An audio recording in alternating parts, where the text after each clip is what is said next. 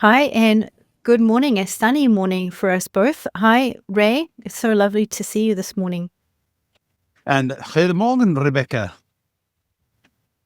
How did I forget that you are the man who speaks every language that ever existed? I know you'll say you don't, but what languages don't you speak? I don't know. Sanskrit. More than I can. I can speak a little bit of Hindi, but Sanskrit. Well, Of course you can. It So, gets you around. when I first met you, so you're working for Warner Brothers at that time, and going around the world, and if I understand it correctly, ensuring that the translations of films were not correct, but made sense to the, in that local way. And because you have such a grasp of many, many languages, which is something, most of us don't, and you have that incredible skill. We met in that capacity that sometimes, and when Source Connect first came out, you're like, oh, I don't have to travel today. It did. It helped. I mean, we had been using, how many years ago now? 1997. Rocket Networks on Pro Tools version 5.3.4 or something like that. I think God was still a boy at the time, but we're certainly the principles that you've kindly adhered and picked up the baton and run with after the demise of all the other attempts previously, and you're still here 20 years. That says a lot. It's helped us so much. I mean, I can't get everywhere in all places at the same time, so it really does help us to be able to run around. There's so many smaller elements. The translations are one thing.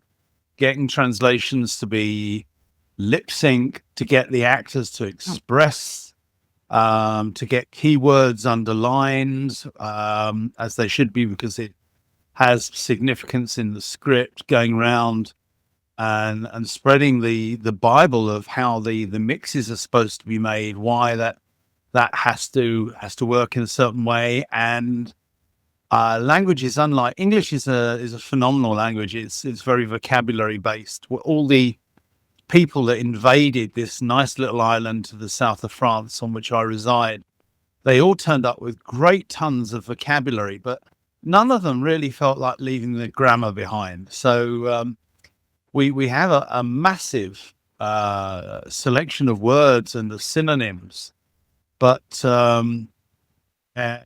when it comes, you can lose, some people say, as much as 50% of intelligibility of English. And there are directors like Chris Nolan that really champion that aspect. But you'll be surprised that, you wouldn't be surprised because you've been around the block yourself, but you get to Spain and the end of the word tells you who has just said it.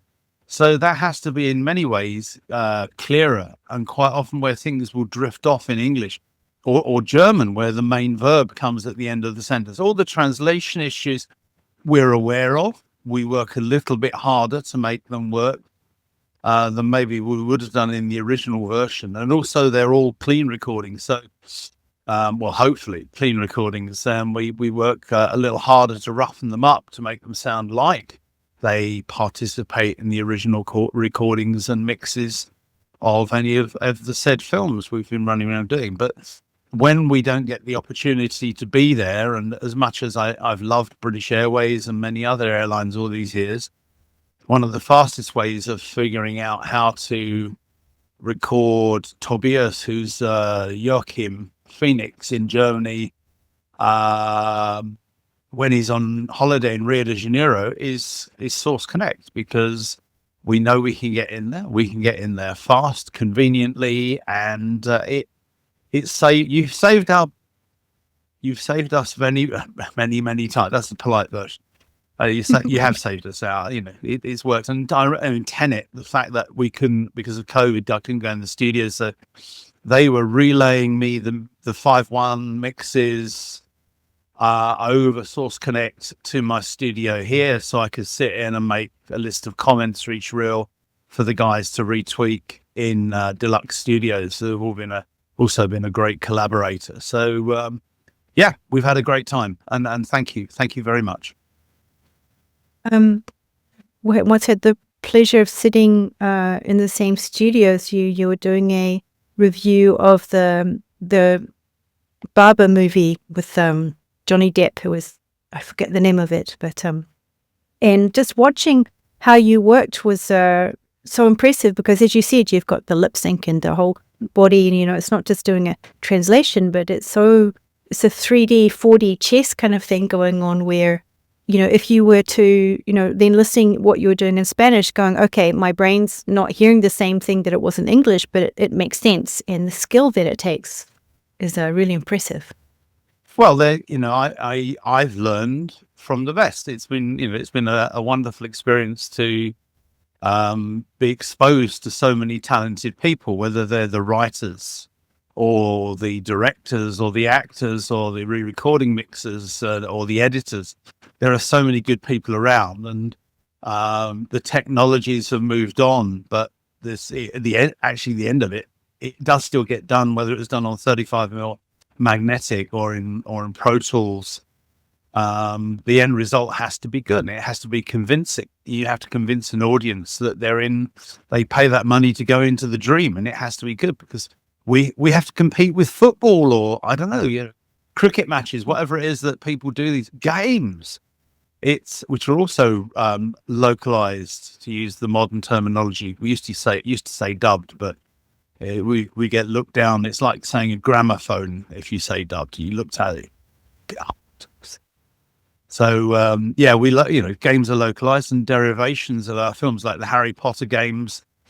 Once we'd done all the castings, that's another thing that we spend a lot of time doing on our big projects, is casting. So Harry Potter, Ron Weasley, Hermione Granger, in 37 countries we cast. And you're looking for an orchestra of voices that matches the orchestra, and how they interface, and their social standing, their little playbooks, make sure that they all work. And if there are any local cultural differences or aspects to be observed, we make sure that our local studios inform us of that, and we adjust our voices to facilitate that, to make sure it works for every country. And we've been very, very lucky. We've had some beautiful projects to work on, and we make sure that the production, one of the joys that we've been so very involved in the post-production aspects. So over the years, I've developed a couple of things. One's a track assignment sheet, which now enables you, whichever country you're mixing, and it's very possible that the guys in say Deluxe, or in the old days International Recording, or Dubbing Brothers, or Sun Studios, now SDI in Copenhagen, where we used to centralize mixes, if they don't speak Swahili, they know that the lead actress Rebekah is always going to be on track one, and the lead handsome Ray will always be on track two, and all those sort of things. They just look on the sheet, and they don't need to look any further. They know that they'll find. So the track, that was one thing. Yeah, and something else, we've been very lucky and very we're really fortunate that the studios have all been on board, especially in Great Britain, the amazing Warner Brothers, first while in Soho, London, but us in Burbank and many others around the world, is getting the post-production audio guys to understand how important it is what we do these days. In the old days, when I started, we would do France, Italy, Germany, and sometimes Spanish. And then over the years, it's become more important. So I think on one of the Harry Potters, Warner's took $1 billion on the English native version, and I think nearly $4 billion around the planet on the localized version. So yeah, it has its economic importance, and also it's a cultural ambassador for many cultures. So if we make a film like Harry Potter and it goes around the world, people get to see aspects of, say in that case, British culture. It's or tour. You might even say, "Oh, that's the Thames." It's a great tourist thing. But above and beyond that, we have a lot of good fun making sure that the audience gets what they want. And it takes a while on our side to get the understanding there, but the post-production studios nowadays will give us all of the reverb or post-production effects formulae built into the Pro Tools session. So we then just have to glue in, I say just have to, sometimes it's not that easy, but we glue in the Swahili Hermione in, and she gets the same treatment rather than the old days where, and I've experienced some of the worst guesses on the planet, or completely misunderstanding of a sequence. Where I remember there's a film about the East European skating lady. It was so controversial, and there's a scene where she's whispering with her trainer, yet the guy, the mixer, put loads of reverb on it. I said, well, why would they whisper if you're now making it obvious for the whole of the ice rink stadium to hear it? If it's got reverb, everyone will hear it. And slowly the message penetrates through. You've got to listen very intently and take great note of what the original's doing. And I can remember when I started in Germany, in Berlin, quite often they would try and mix the film in a day by pulling the M&E down 6 dB, and it'll make it easier to get the dialogue over the top. And nowadays, I'd be surprised if anybody's mixing under 5 days of dialogue pre-mixing, because they really do. The quality of the people. Well, it's not the quality of the people. The people have had the opportunity to get trained better. They've had people like me, hopefully, coming around and saying, this is what you need to do, and if you need help with that, I'll help you do it. I used to program Lexicon 480 reverbs in PM Productions in Paris with great joy, because I grew up on a 224 XL, so I knew how it worked, and it sped up the process, and we kept the quality there and made sure that it adhered. You learn to listen to a reverb, and whether you have to decipher it on a Yamaha SPX 90 or a Lexicon 480L or 960 or any of now the plug-in software programs, it's all a route to making sure we get the opportunity to deliver to the audiences what keeps the film industry in business. And the fact that we can jump in and listen to mixes live across Source Connect makes instant decision making. You don't have to wait for things to happen. You can actually jump in and get decisions made, and that I've considered to be fairly important. So once again, I'm very grateful. Thank you. It's a beautiful thing in film. I love so much about it is there's equal parts technology and creativity, and you can really hear that when you're talking about the process. Yeah, it is. It makes it democratic, and the good thing is that, again, I'm very, and always have been very keen on the education factor. So, I'd go, there's one studio for my first dubbing visit to Barcelona, which, as you probably well know by now, is a town that I adore. But the studio I went to many, many times, we would come along, and I was lucky to have had some recording history in the music industry. So they used pretty much the same technologies, and we were pulling channels out of the desk to find enough to make it work long enough for us to be able to make the mix work, and lining up those good old tape machines and showing people, if you put some car oil in the damper, it will behave. You're spreading a Bible of knowledge. You might find there's things the Germans are doing, and you think, wow, come on, you could do this as well. Or you'll find it everywhere. Nobody has a monopoly on knowledge, and it's just spreading that around, whether it is, as I say, in the old days of 35mm magnetic, or our modernity of Pro Tools or similar digital audio workstations, that we can dance across the planet at great rapidity and keep standards high and problems solved. Yeah. Can I ask you how all of this happened? So you're one of my favorite people in the industry, Ray, you know that.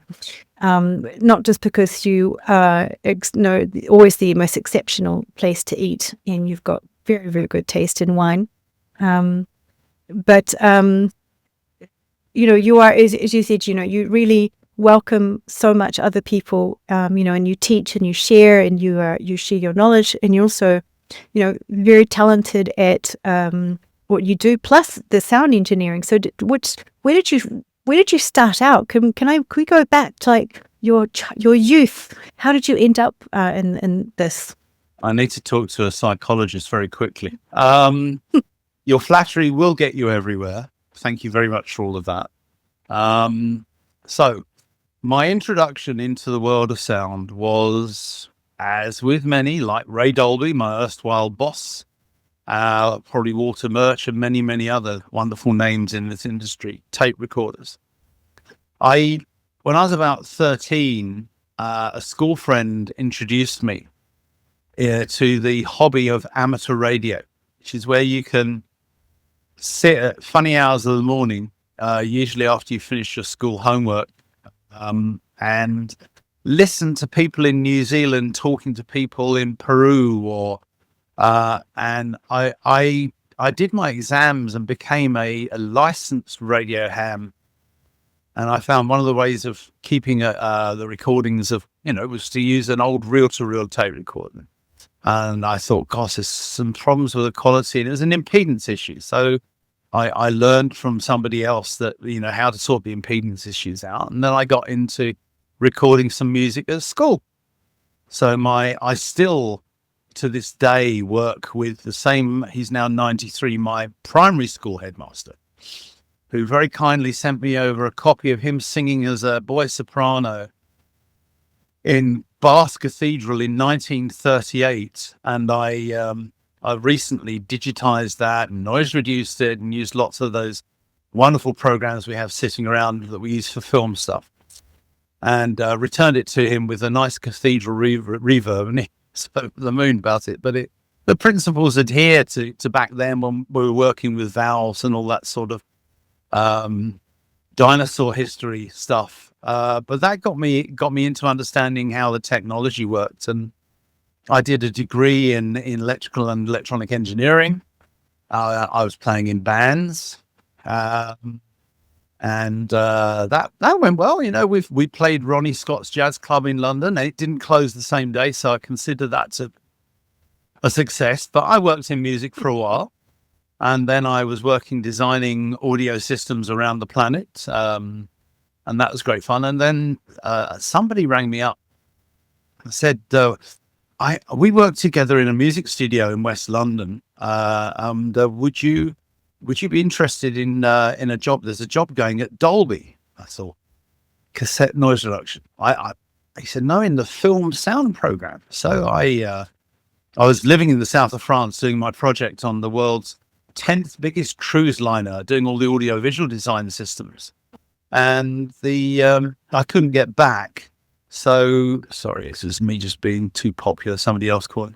The guys are very patient. When I got back, I had to go and live in LA for 3 months.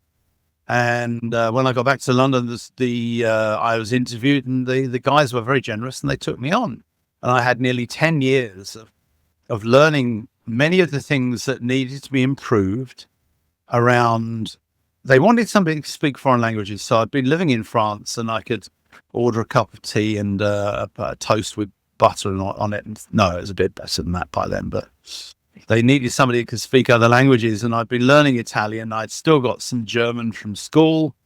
And I then got thrust around Europe initially by Dolby to try and improve the quality of Dolby stereo dubbed versions. And it was there that it's a very simple grounding of things that needed to be improved. And we spent a good time improving it. And I was getting involved a lot more towards the end, courtesy of being asked to by people like the editor, Sheldon Kahn, who looked after a lot of Ivan Reitman's things. Shelley was, and still is, somebody I hold in very high esteem. And he won an Oscar for One Flew Over the Cuckoo's Nest.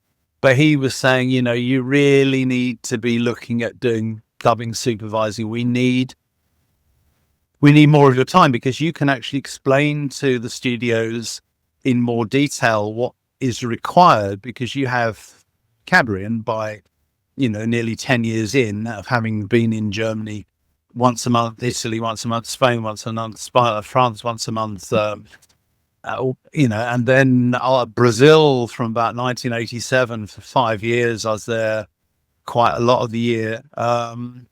You learn how to learn languages, and you learn the necessary things in the vocabulary of the work you're doing. So it made my life very easy. And I was on Paramount's Godfather 3, and there's a guy there that was he was in his 80s. I mean, he was old school Hollywood, and he said, you really should be looking out to do this there, because there were a couple of other people, and I know that Shelley Khan, he wasn't too happy with one of them, and I never found out why, but he was egging me on to do it. So I took the jump, and UIP in London said, look, we really need some help on Jurassic Park. So I was given 4 versions of Jurassic Park to supervise. The first ever dub into Hindi and Urdu. Wow. And then Czech and Hungarian. And all of these things have their challenges. I referred just now to synonyms. So in Jurassic Park, Richard Attenborough, who runs the island, has what we would call a key phrase. And he says, either in Scottish accented English, to imply that we Scots are parsimonious. That's a nice word. We use canny in Scotland, but careful with our money. But and sometimes in English, because apparently Mr. Spielberg couldn't hear the difference between the 2 accents and just chose the best take, which is always a good thing. But the phrase "no expense spared" is used 5 times in Jurassic Park, and it's like Bugs Bunny, "Now, what's up, Doc?" And those are key phrases that those characters would use. So to underline, as I said, that it's expected of the Scotsman that they're not going to spend a lot of money. I got to the Hungarian version, and I'm looking through the script with my English to Hungarian dictionary, and or vice versa, rather. And I'm discovering that these 5 phrases have been translated in 5 different ways. So I got to the translation. I said, "Excuse me, why do you do this? This is intended to be the same phrase 5 times to underline the reputation of a Scotsman to be unwilling to spend money." So he said, "Well, we have synonyms in Hungarian." I said, "Well, this is very good. It's a great thing. That makes life a little more interesting." But English, with if you discount technical words, is heading for the best part of 1 million words at the moment. And with all my due respects, your wonderful language, your wonderful isolated island language of Hungarian, Magyarul in Hungarian, has not quite as many words, so you probably less synonyms. What about you choose the one that works best, and we use it 5 times, which we did. So that's one of the fun, one of the joys of turning up. You just turn up with, your project better. You know what's needed in terms of text and expression and casting. As I referred earlier on to the orchestra of voices. If you go and watch Mozart 40 in Madrid, you expect to hear something pretty close to what Mozart intended in his composition, or Beethoven, etc. And the same, you went to Moscow or China, and people respectfully will do that. You may find some orchestral directors that might do some spins on that, some interpretations, like the Firebird Suite from Stravinsky. I'm a collector of as many of those. It's one of my favorite pieces. And I find the biggest variations of how the timpani are interpreted. So, the same's going to happen with dialogue. And as I said earlier, you have to accept there are cultural changes, which they will be a lot more au fait with than I will. I am still, at the end of the day, a visitor. to that film and that culture at that time. But anyway, I got into dubbing mostly because of those Luigi Luraschi, who was at Paramount, and Shelley Kahn, who was Ivan Reitman's editor and associate producer. So those were the two, and Jurassic Park was the first jump. And I was still working at Dolby. I'd taken a vacation from Dolby to do that.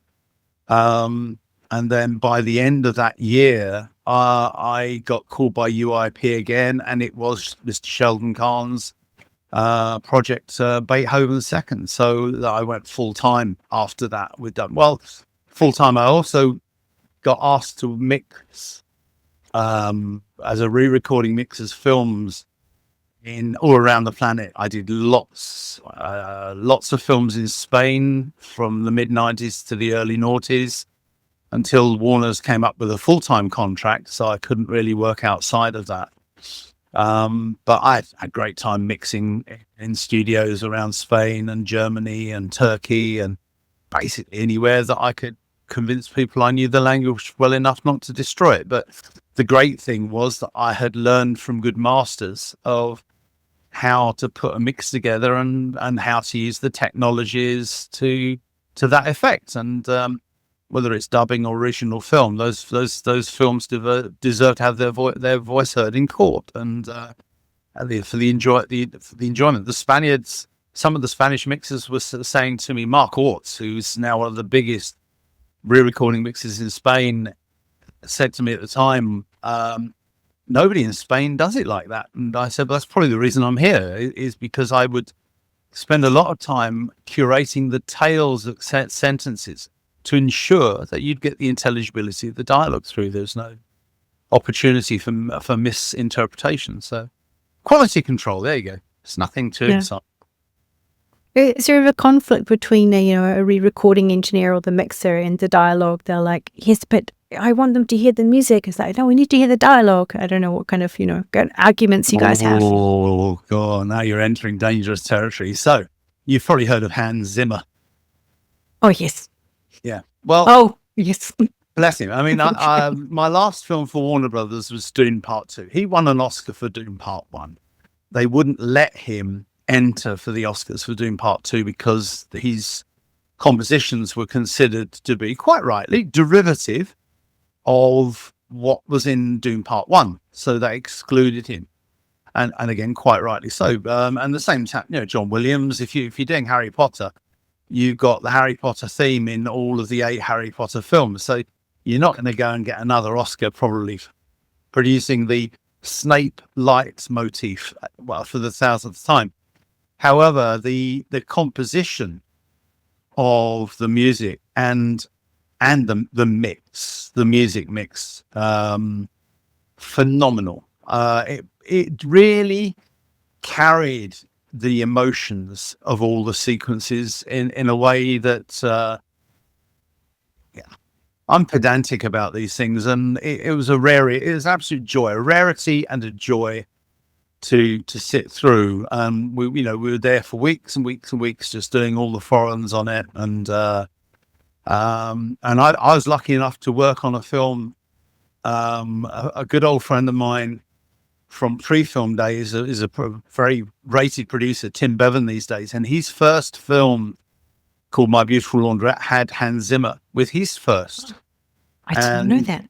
Yeah. Hans was known around London as a synth programmer, and he'd been in a band called Buggles with Trevor Horn and Jeff Downes. So Trevor Horn went on to produce all the ZTT stuff. I mean, his music productions were very modern in the 80s and early 90s through his ZTT company. And Hans, I believe, was a regular collaborator.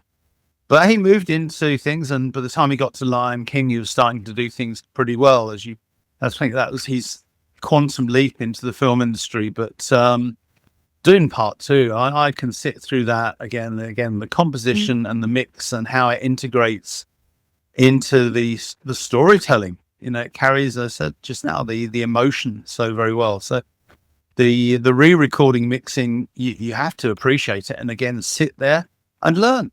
And hopefully one of these fine days have the opportunity to regurgitate that knowledge onto somebody else's project. It's re-recording mixing. God, I've been in this industry 20 years and I still don't know what you guys do. No, I've no idea either. I just turn up and push buttons. It seems to happen on its own. So re-recording mixing. Things that have already been recorded get re-recorded. So hence, is it a misnomer from the old analog days? Because you don't really re-record them now in digital systems. Not really, no. You have a virtual mix mostly, although we still commit to, within the Pro Tools, we commit to, for safety reasons. But you know, it's arguably, what people will argue this one way or the other, it's fresher taking it from original elements and staying with the virtual mix rather than using exactly the same thing that's been recorded. But the pedants and those that listen at 192 kilohertz and have their pet bats sitting on their shoulders will argue that, you know, it definitely is fresher off the virtual mix. I would probably run off the virtual mix and then do grouping and mix the groups together, the pre-mixes together, and you'll probably find most of the people that actually really do know what they're doing will do the same, because I learned from them.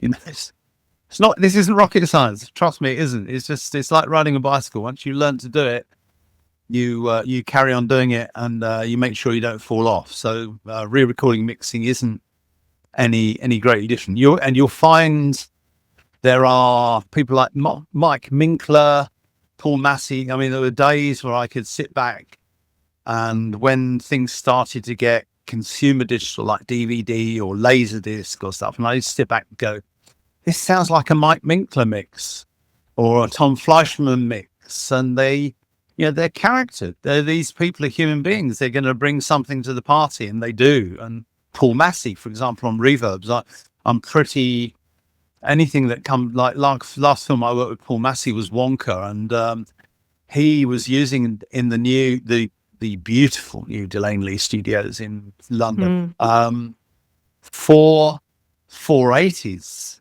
the Lexicon 480 reverbs. One, because they're really easy to come up with a distinct and predictably good sound with, and as there was the latter success of the 960, but you could say the same with the TC 5000 or C. It's like whether you like a Ferrari or a Maserati, you know, I'm sure it gets very personal. What you've grown up. I'm fairly lexicon orientated, but I had TC Electronics turn up in my house in the 90s with a TC 5000, then a TC 6000, because the studios I was going to work with, I mixed a Guillermo del Toro mix in Madrid, and they said, you know, would you be interested in coming to work with us? I said, well, you know, if you've got a full digital console, so they got an SSL Avant, and I said, I want digital recorders. They put in the Akai DD8s, and I want this Pro Tools and that. And these crazy devils went and did it, but it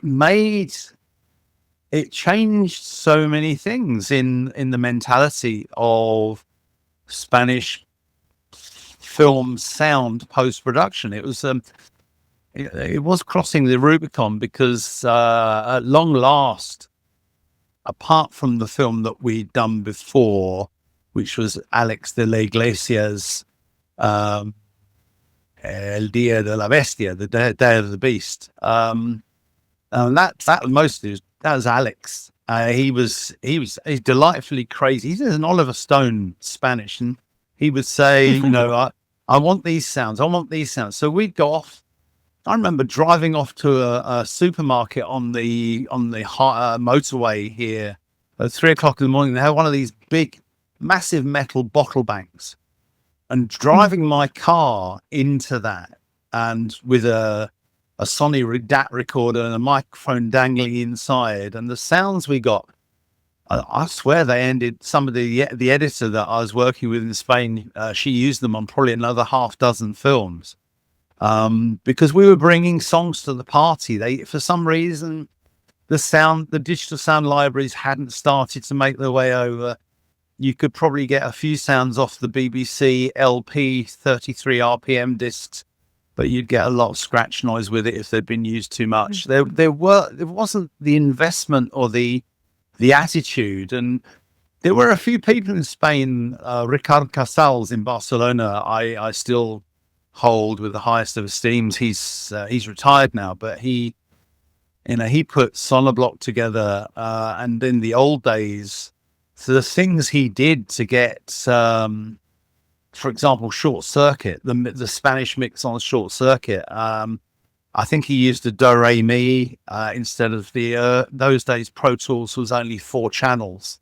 I mean, don't make you laugh with by today's standards, but the you just see what these people would do to get the right results, get amazing results, and then you think, I'll have some of that for my good self. And you'll be in France working with Giscard d'Estaing or something. No, he was a prime minister, but somebody on a mix, and you say, listen, this guy in Barcelona, this is what he does. And they'll go, oh, it is interesting. I'd try that myself. And go, yeah.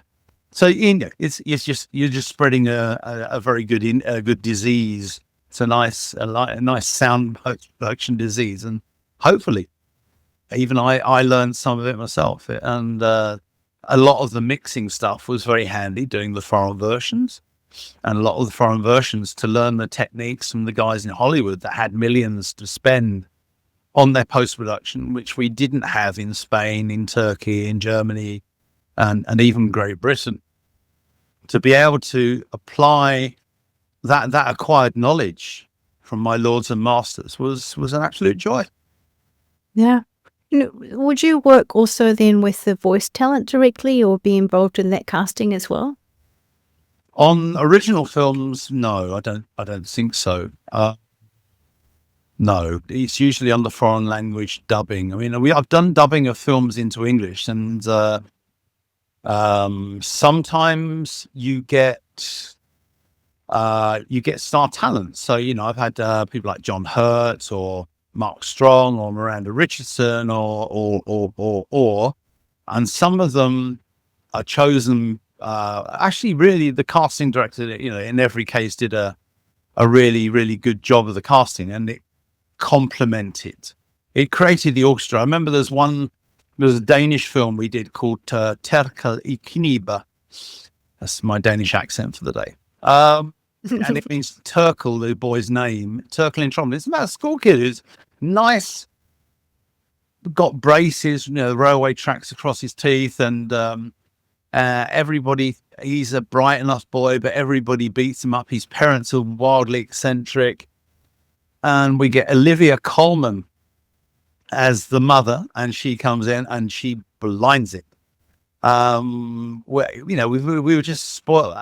Adrian Edmondson actually plays the boy, and I thought, if you know anything of Adrian Edmondson's work, all of his stuff have been really outspoken, radical, wild portrayals of characters, from his TV work to his film work, and I said, how is it you want? He said, this is what I was like, and this is why I did comedy, because it's the only way I had any form of individuality and self-expression at school was being able to tell jokes. And he said, you'll find many, many comedians, and the same film, we had a chap called Johnny Vegas, who played the drunk uncle, the sailor drunk uncle. And, these guys have lived things, and they bring these things to the party, and you're just sitting there going, this is phenomenal. Well, whereas the original version in Danish is all done by one man. And God help me, we tried to do everything. Male voice, we tried a lot of people. We could not find anybody. I mean, Peter Sellers sadly had long gone. So he probably was the only one I would have sprung to mind to me, but he sadly had departed many years before. We've got a couple over here. There's a guy called Ben Bishop, who is my go-to voice man if I'm doing stuff in English. He's the film's got a couple of bullies in it, and a short little blonde boy with a very high squeaky voice. He came in, knocked that. There's a very tall, lanky guy, and he said, give me 5 minutes. And you can, where do you find these characters from? Yeah, I'm in full admiration. for people that can bring so much. And again, they've not. It's not something that just springs out of the box. They've worked hard to create that. I think Ben's now co-producing with Bryan Cranston on a project about a number of characters that he's developed over the year. He's got his own little orchestra of voices and characters, and they put, like you'll find any of the old school comedians. I'm sure Dick Emery would have his Mandy, and comedians of yore would create these, and Ben's doing the same. But it's, I worked very hard with him on some of the earlier dubbing projects that we had to create our orchestras, and he's picked that up and run with it, which is a joy to see.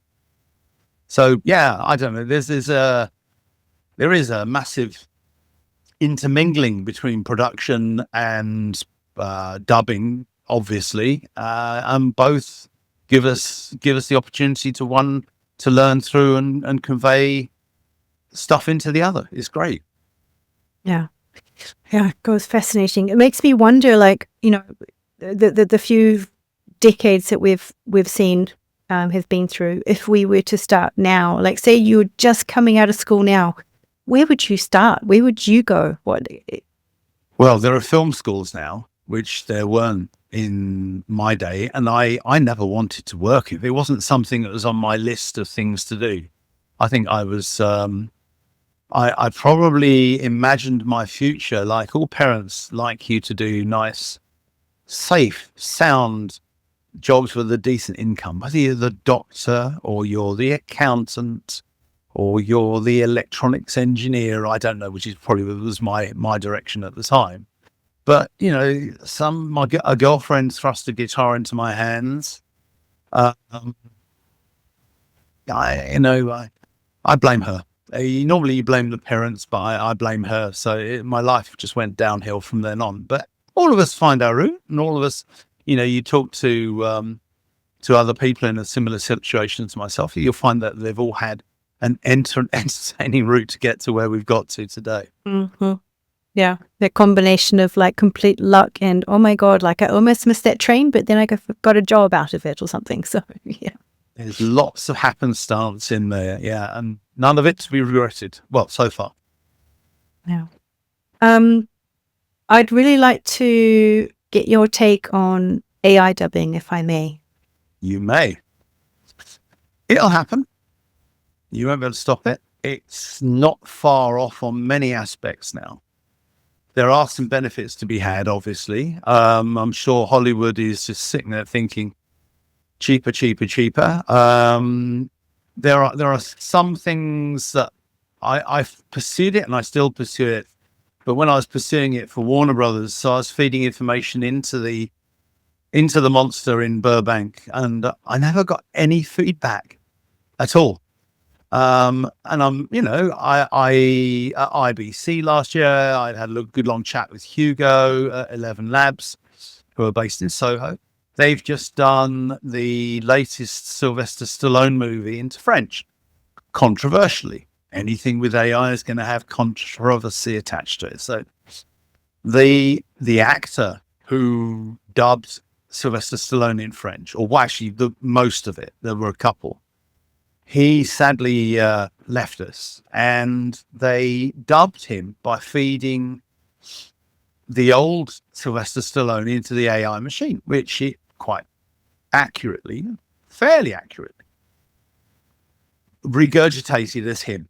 However, in France, you have a couple of laws that really the most of Europe, and certainly the United States, so moral rights. And they are, they're fair. If you have moral rights, so the right to say that this is mine, I made it, and the right to pass on your rights to when you death plus 75 years to your estate. So his estate would be generally his children. Unfortunately for the distributors of that film, one of his children is now a minister in the French government, so it gives him a little bit more weight.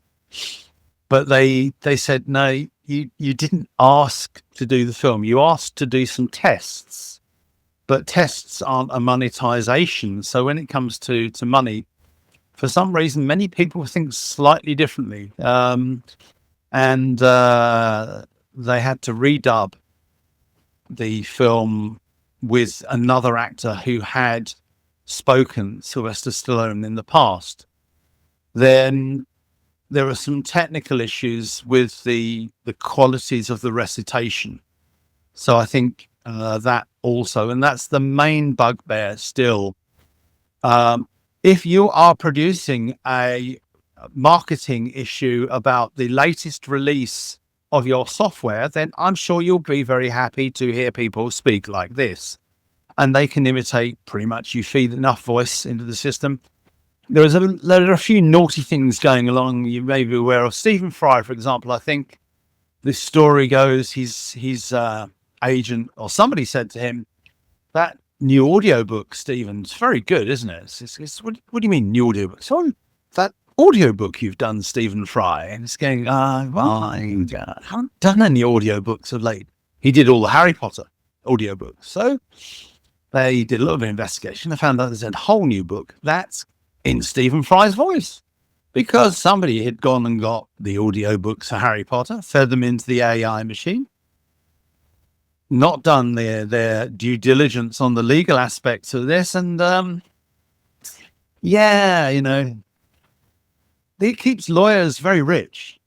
So but there are, there's some good stories. The Ukrainian Darth Vader, who sadly also left us, it helps a little bit because the voice is treated. If you hear that, the voice is treated. The voice sound like Bane. Damn, yeah, it looks like Bane as well, doesn't it? So and that was another glorious voice to reproduce all around the planet. Oh gosh, I can't imagine. How much fun! It was. Fun was an understatement. And Italy, the guy was amazing. Teo, really fantastic. But and that just reminds me of another aspect, which is new Soviet realism, which is probably not too popular at the moment, but comically, it's an aspect of recording, dubbing that I don't think I invented, but I tried to make it comedically understandable. So when I'm working with Tom Hardy in Dunkirk or Gravity, Sandra Bullock, where there's, she's thrown off the jib and she's spinning around his space, or Tom Hardy's in his Spitfire being shaken about, I would go round the back of the dubbing Tom Hardy's and grab them. And wow. Because I remember in my early days in Spain, where you'd get an actor, Rebekah, we gotta get out of here. We can do this thing. And you can hear there's some movement in the voice. In the Spanish version, tú lo sabes, Rebekah, tenemos que salirnos de aquí, ¿verdad? And you think, well, it's lip sync more or less, but where's the emotion? So I kept on saying to the guys, you're using the actors are sort of using a mic as a target. There's no sense of movement there. So I sort of introduced this going around physically interacting with many of the actors. So with the Sandra Bullock, she was actually asked to do her own German dubbing because she does speak German with a very slight Bavarian accent. And she couldn't because those terrible people at marketing had whisked her away to do another promotion for the film Gravity. So working with the dubbing actor, I literally was lifting her up and lifting her around like this, and she said, I love it. I've got it. It's great, and it saved me having to go to the gym each night. The things we do, eh? So yeah, new Soviet realism, but I can't really use that at the moment because they're not that popular. The Russians, unfortunately, I believe no mates. We're still dubbing in Russian for the countries that speak Russian but are not involved in the military intervention.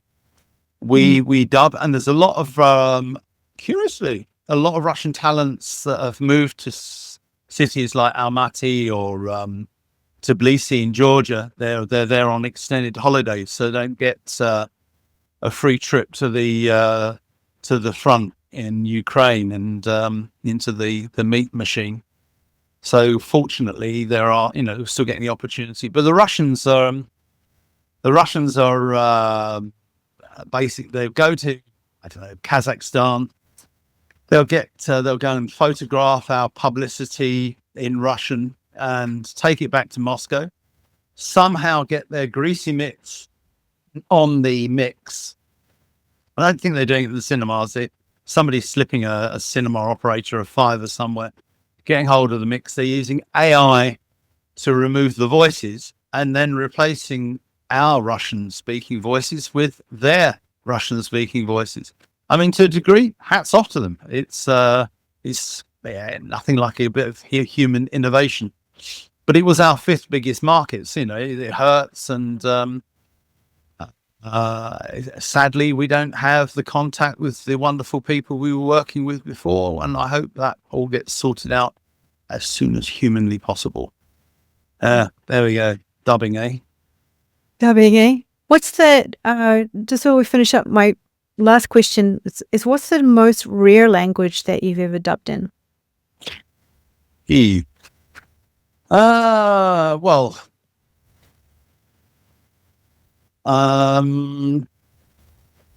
Lithuanian maybe, but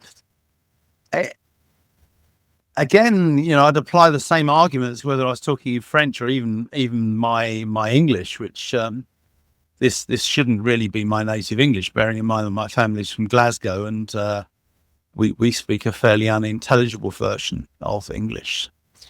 So it's hard to say, because all languages, once you've discovered how they work. So, as you know, Mandarin is a tonal language. Mandarin has 4 tones. Thai has 5. Some dialects within China have 5 tones as well, and you learn slowly. Oh, it's same as French. You say dessus or dessous. It's up there or down there. The French will hear this immediately. Us clumsy old Brits, it takes us a while to tune in, but it's tuning in. And when you start to feel comfortable with how a language works and a language sounds, then you can start imparting more of useful information. Chinese Mandarin is not. You're talking in pictures. You're talking in ideograms. So you have these. How it's written is actually something that depicts, and the context then tells you if you see house, person, or the sign for a person's is basically that, and you see that then with a cover over it, and that's a person in a house or something like that. And so you're not saying somebody in a house like you would eine Person in einem Haus or une personne dans une maison in whichever European languages. You see these pictograms or ideograms, and how they're pronounced. That you can't follow a second intonation with another second intonation, and they actually know it better than you do because it's their language again. You learn these things. I don't think any language is any more difficult than any other language, because human beings have to communicate, and we do it. We just grow up with English or German or Mandarin. Some of the fun things that culturally you discover are, when I did Jurassic Park, there's so few things that we had to redub when we're going from Hindi to Urdu, because spoken Urdu and modern spoken Hindi, for example, even saying thank you, Dhanyavad is how you say it in Hindi, and Shukriya is how you say it in Urdu. But a lot of people in India say Shukriya. They also say thank you, which is a legacy of the Raj, I'm sure. But the I was in India for 8 weeks on Harry Potter 2. So we did the recordings up in Mumbai with the amazing Eliza Lewis and her team. And actually, they're worth a mention because you'd expect European dubbing to be good, because culturally German films are very good, French films are very good, Italian, Spanish. They've got a long history of making good movies. So to compete, you need to be able to create good dubbing. But you get to you think, India, they do great curries, but on the dubbing front. So whilst I was there, I worked with Eliza, and her versions, her Hindi versions, they'll compete with any of the European stuff these days. I mean, the respect and effort that's put into to dubbing, it's amazing. And the Tamil's not far behind. Telugu, still a way to go, but technically they're doing very, very well. The recordings are really well made these days, and there's lots of fun stuff happening. But so we advance. It's so great to hear also that the technology is used to promote and continue these languages. We're not just saying, oh, just watch it in English, everybody, with subtitles, which we know the French won't do anyway.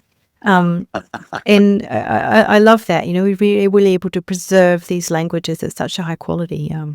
Well, cela dit, you walk along the Champs-Élysées and you'll see probably 50% of the cinemas are version originale, sous-titré. Oh, it's changed.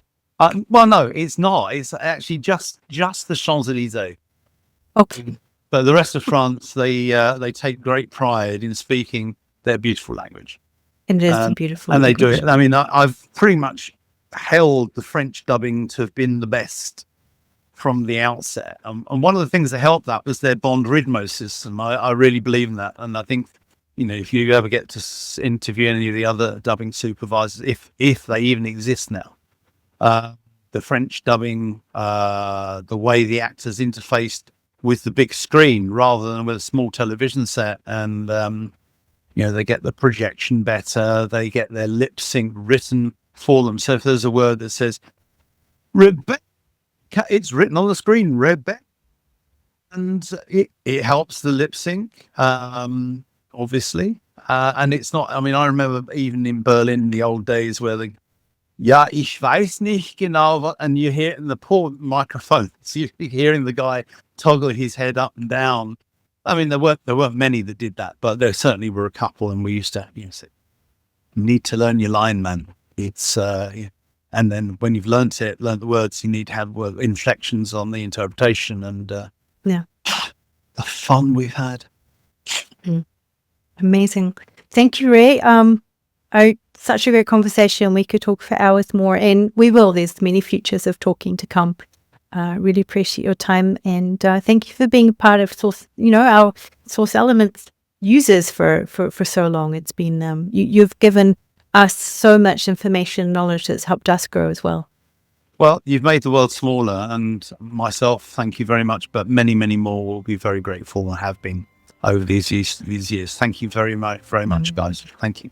Thank you.